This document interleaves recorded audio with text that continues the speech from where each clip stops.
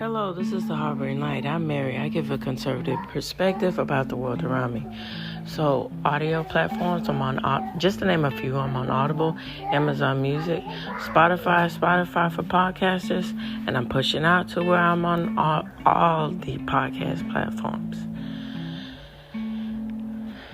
And so, social media links, along with email and Substack, will be provided for you. And also, ratings are greatly important, and feedback is important. So, shoot me an email, questions, comments, concerns, or find me on Substack and follow me. Reach out to me that way too. So, in this episode, I am going to talk about the particular artist that I think encompass, from my point of view, about music from Australia. And so these particular artists happen to be from, as I mentioned in the previous podcast, from the 80s. And I think at that time during the 80s is one of those eras where the importance of music and the delicate details and the message of music was really prominent. And from these particular artists that I'm going to mention, I think it showcases that. And I'm trying to give more of a balance and a little bit of a special edge there with talking about music, particularly not just focus everything on the Aboriginal aspect of music from Australia. Give it more of that idea of talking about things, how musicians from Australia reach the mainstream and how that impacts society and the large in the grand scheme of things. All right, so here we go. Let's dive into it. Okay. And also, to add on to this, before we get into the music aspects with the episode, tell your friends about Harboring Light. Share. It'd be greatly appreciated. And also, I'm running an ad on particular podcasts right now and until the end of this month, so you can hear my ad and spread the word about the ad, and spread the word and share the link about my podcast, The Harboring Light, so you can hear my ad on Dateline 2020. It was on the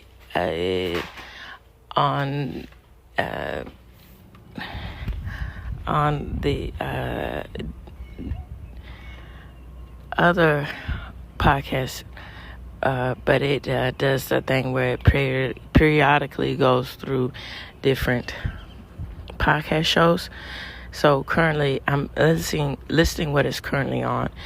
It's on Lure and Megyn Kelly, I believe, and different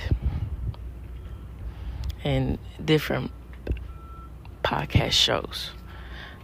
And Tinfoil Hat, that show too. So, all right, there you go.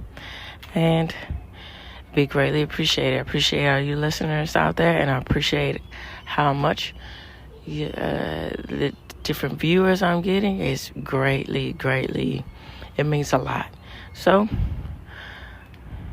here we go. Let's get on to the show.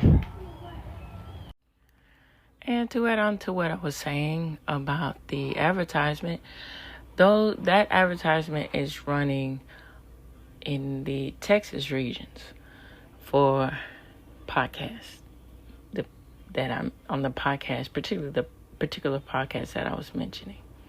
All right, so here we go, and getting into the songs.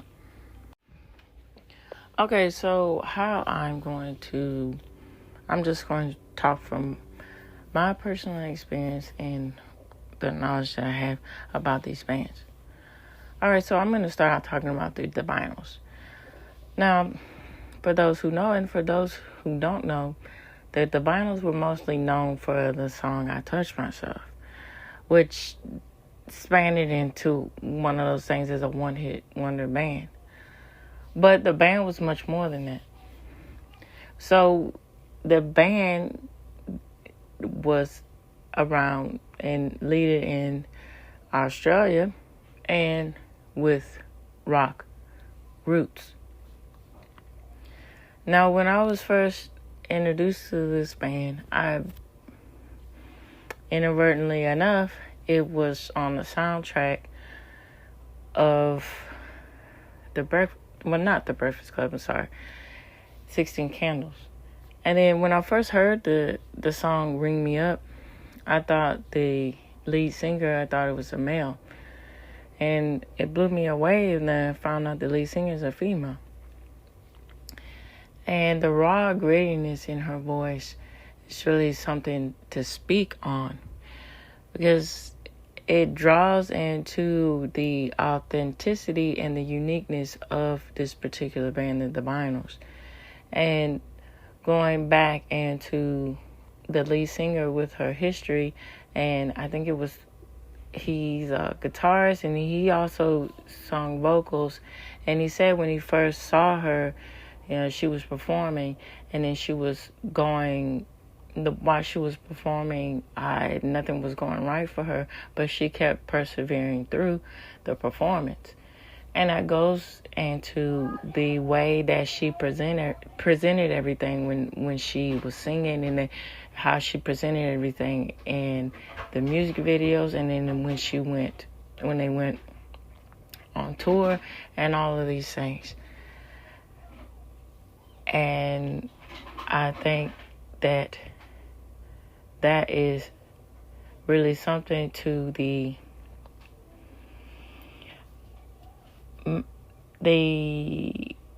integrity of the whole aspect of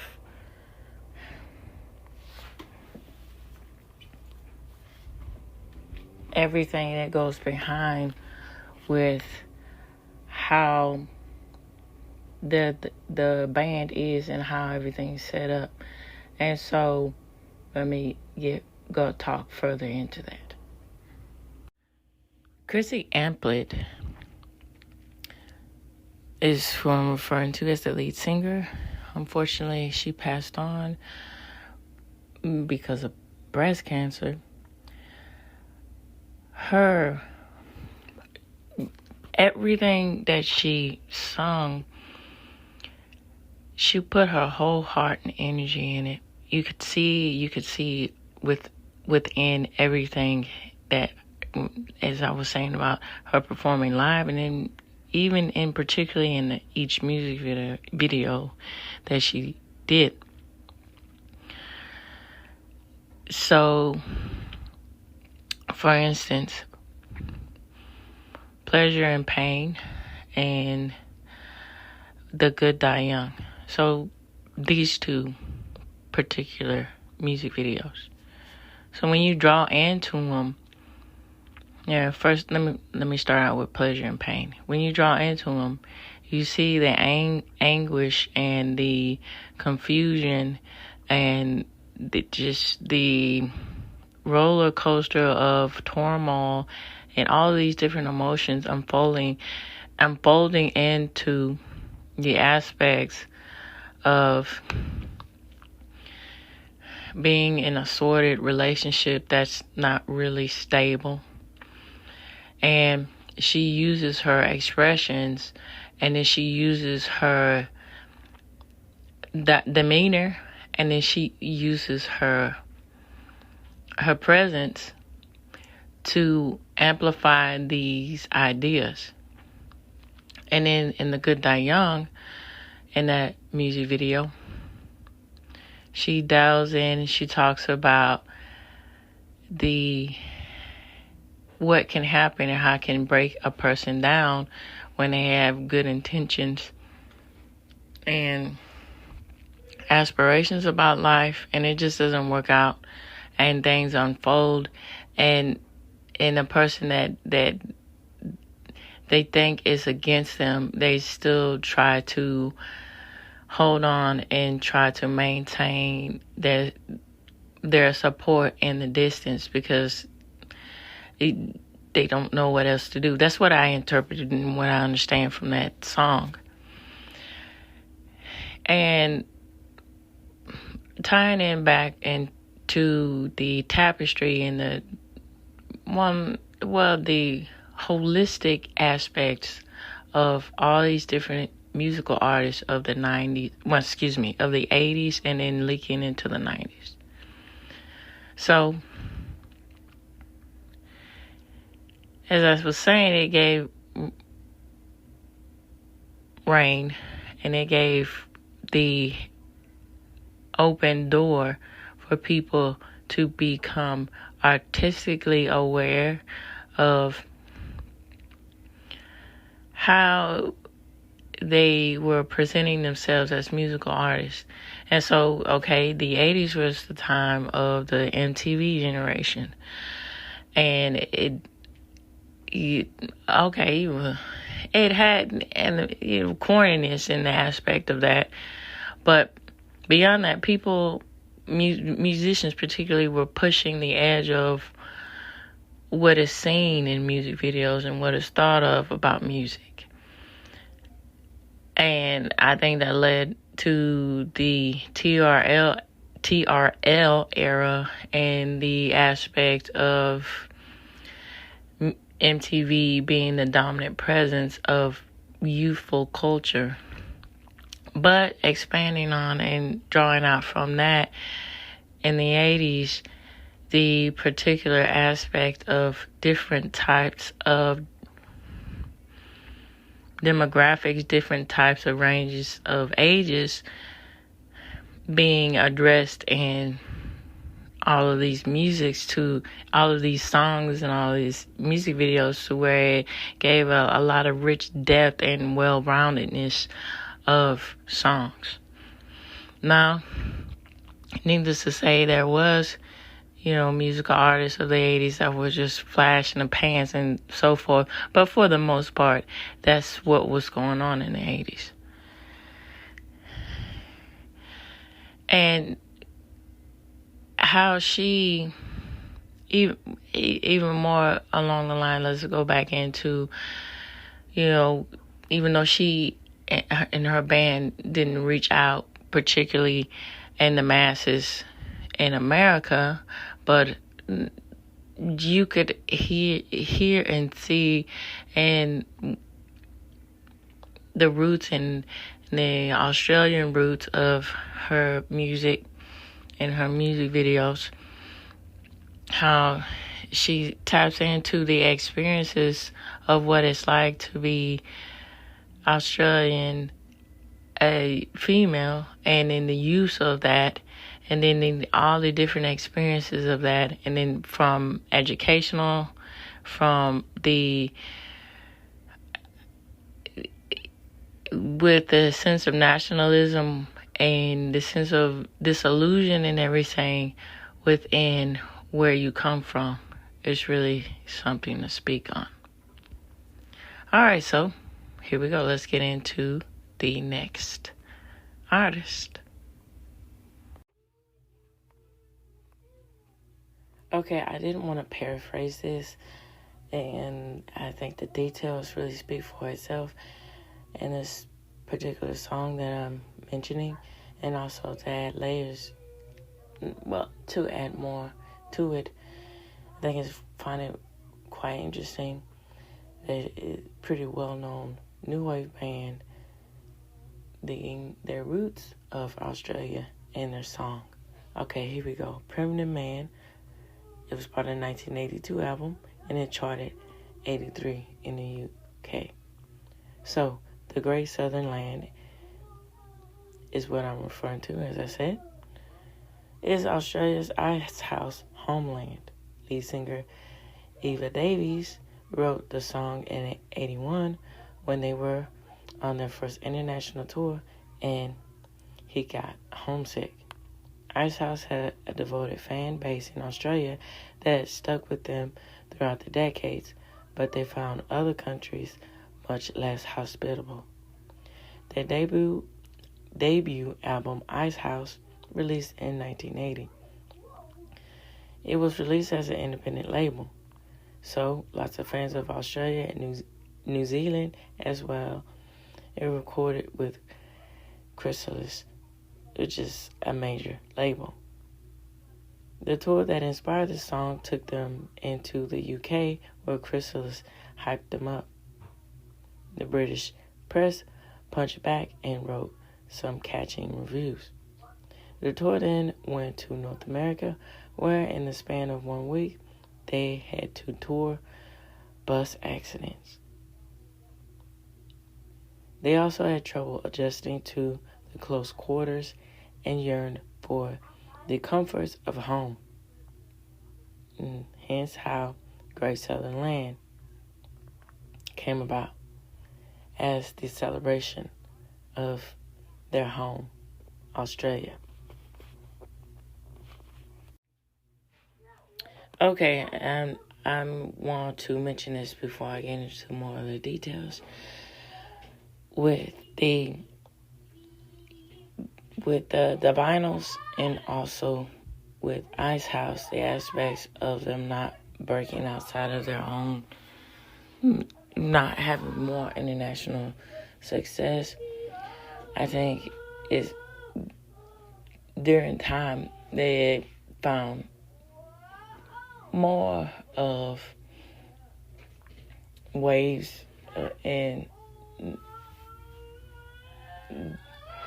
would say, society, raising the music zeitgeist, so to speak, and particularly with the vinyls being on soundtracks for major motion pictures like Nightmare on Elm Street, and also, if I'm not mistaken, the Buffy the Vampire Slayer movie.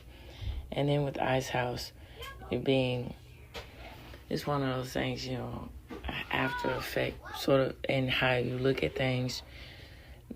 Being on different CDs, remember growing up as new wave sound and things of that nature.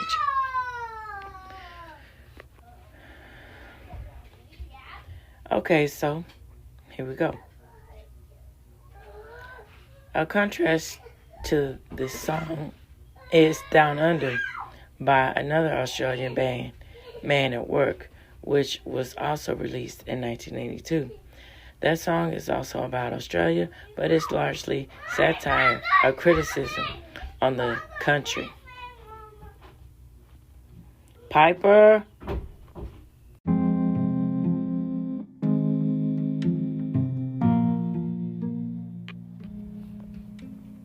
Okay, to add on to what I was saying, with the criticism on the selling of the country to commercial and political interests, Great Southern Land is sincere and heartfelt, but without the goofy imagery like the fried out didgeridoo on a hippie trail, head full of zombies. Also, the Down Under video was played very well on MTV, while the Great Southern Land visual is mostly Rock's and Ernest's performance. Man at Work went on to conquer America and various other lands, but Icehouse couldn't break through internationally. This was the first song Eva Davis wrote for Icehouse's second album, Primitive Man, which at that point he considered a solo project. By 1982, the band had pretty much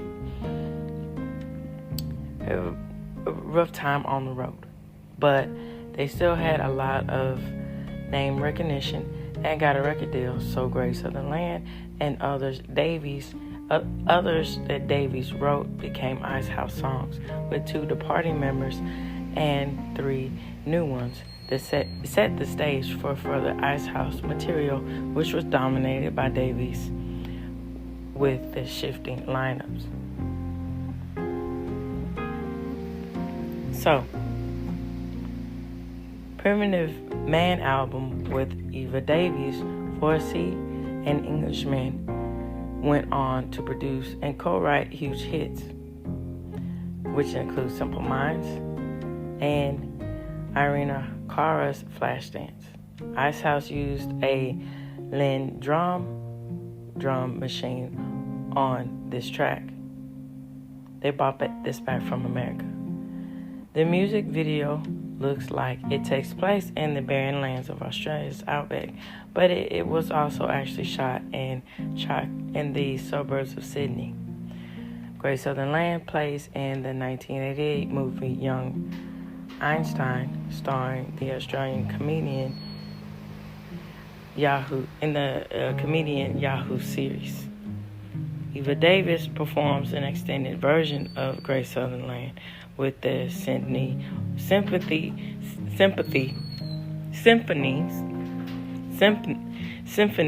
Orchestra in front of the Sydney, Australia house just before midnight on December 31st, 1999, as a part of the Millennium Eve celebration that was broadcast through Australia. So, I'm going to leave this as the last point with Midnight Oil. So, with these particular bands, Icehouse and the Vinyls, and let's go back to Icehouse. So,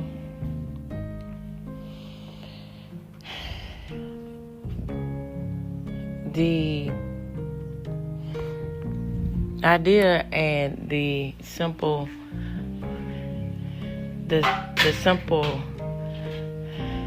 differences between having a genuine admiration and appreciation from where you come from and having have this expand out so other people can hear and listen to this is really something to think about. So Icehouse, they wanted for their fans and for other people to understand that where they come from has merit, and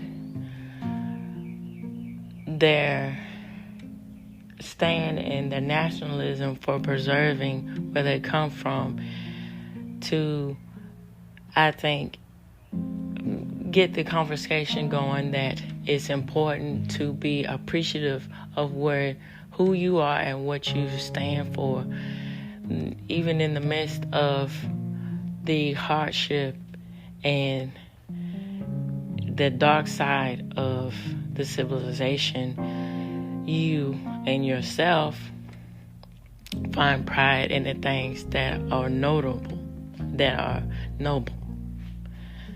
And so, shifting to Midnight Oil, and on this, I'm going to talk about this band quite briefly because I mentioned them earlier in other podcasts about Australia in this series.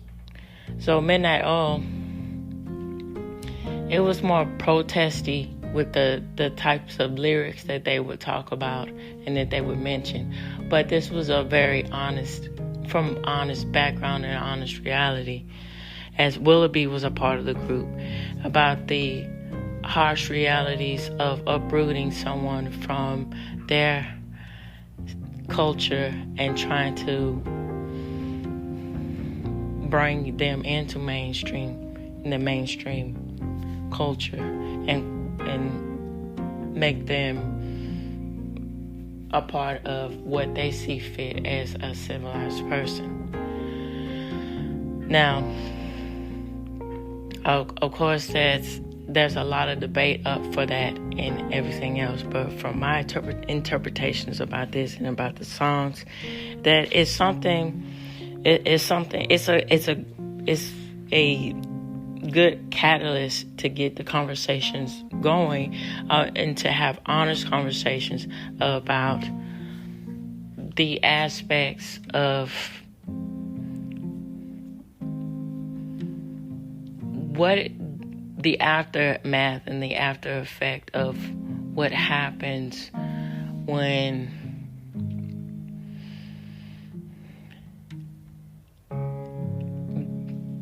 societies, and then when society has a line with and creating the aspects of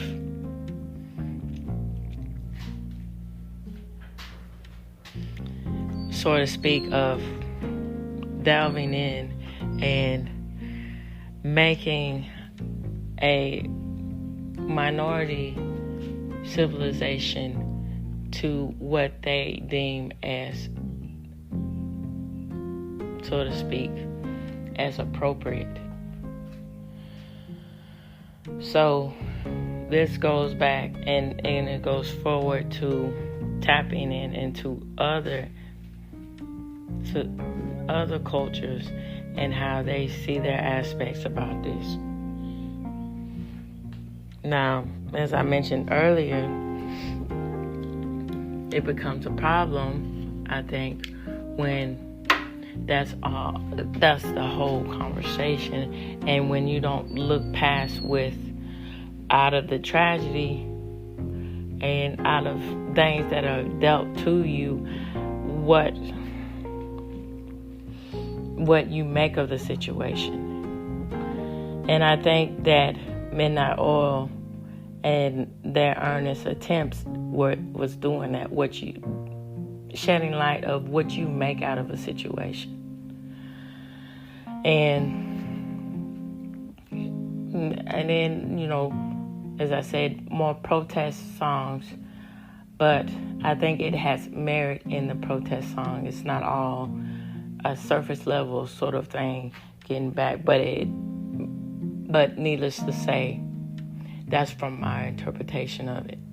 And I'm sure other critics of Midnight Oil, bands of this nature are just preaching to sortization of victimhood, but I think it's more to it than that. So when you constantly, that's all you are, is to say, I'm this downtrodden person and I can't rise up. That's when we get, I think, into the reality of the situation. Do you really believe this, or are you just saying this just because it's popular and lucrative to say? All right, so this reaches the end of the Harbor and Light, and we're gonna go on to next week about different world folk music. Tune in, turn up, and definitely take care. And comments, questions, concerns is greatly appreciated. Email me or follow me on Substack. Be greatly appreciated. And as Vitamin C says, put a smile on your face and make the world a better place. Bye-bye now, and on to charted other waters.